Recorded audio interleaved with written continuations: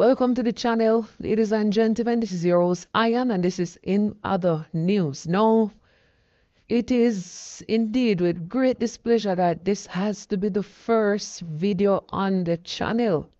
What am I talking about? I'm talking about the massacre that took place in Clarendon, Cherry to be exact, in 4 parts that left 8 dead.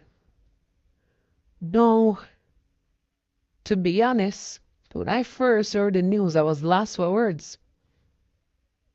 Because every time I think that Jamaica cannot reach a new level of low, it's almost like they're competing and out-competing ourselves. And I have to say ourselves because I am Jamaican. It breaks my heart, to be honest, when someone can operate in that sort of mindset, in that sort of frame of mind, where you can pull up to a location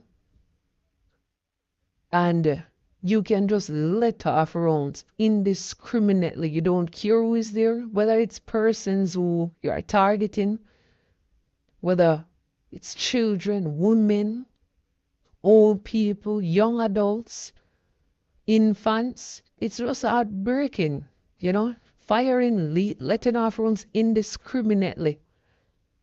Now, for me, when I first saw the news, I knew this was an act of terrorism. There's no other way to describe this but an act of terrorism. These guys are terrorists. They don't proclaiming themselves to be some form of gangster, but they're not. It's an act of cowardice as well. And what's even more heartbreaking is the fact that it's nothing more than not even a 2-day story.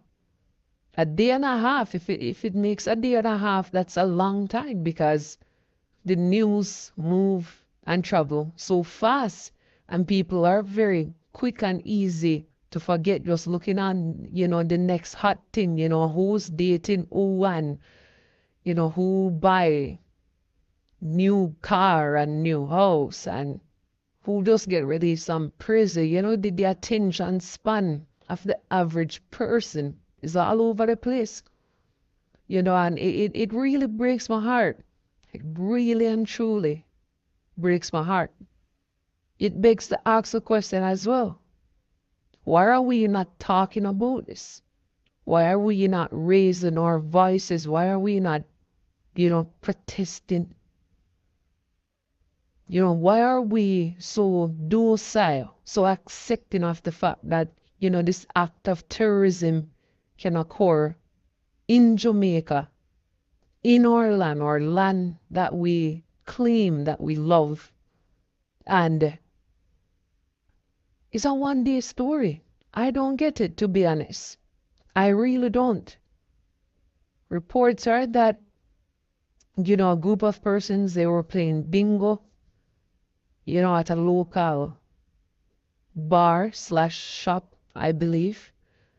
And when the terrorists pull up, they just started to let off rounds indiscriminately, not caring who the rounds killed. 8 people murdered. 8. And almost a dozen other people wounded, still nursing wounds in hospital. This is terrible, man. This is absolutely terrible. And I know a lot of people, including myself, we point our hands on the leaders of the country. And of course, they are to be held accountable. But when are we going to hold ourselves accountable? When are we going to change our mindset? That's where it begins. Learning begins in the home. When are we going to change our mindset? Stop promoting. Stop facilitating acts of violence, acts of criminality. Get rid of this informer culture. Because I'm sure if you had a family member, a friend, a girlfriend, etc., who got caught up in this massacre, of course you want an informer to come forward. Tell me I'm lying. Tell me that I'm lying. Enough is enough. We have to start to change our mindset. And like I said before, it begins in the home. That's where it starts. And subsequent to this massacre, it is being reported that a person who's believed to be connected with the incident have been killed by the security forces. Another person, they hold on to another guy. I believe his name OC, also called Buns. They hold on to that guy in connection with the shooting. But for me, you have to dismantle the whole network. That's where it begins. Because getting rid of one or two participants and not dismantling the whole network that produced these participants, you know, what do you think is going to happen? It's just a matter of replacing them. That's it. So 1, 2, easily replaced. So we have to dismantle the whole network. We have to start at the top. And that is how we are going to help to curb the crime situation that is plaguing our island. There's a lot more, to be honest, I could say on this matter.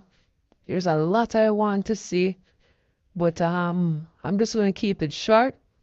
So please remember to support the channel, watch the video, share the content. I do this content to bring awareness to our people locally and also people within the diaspora.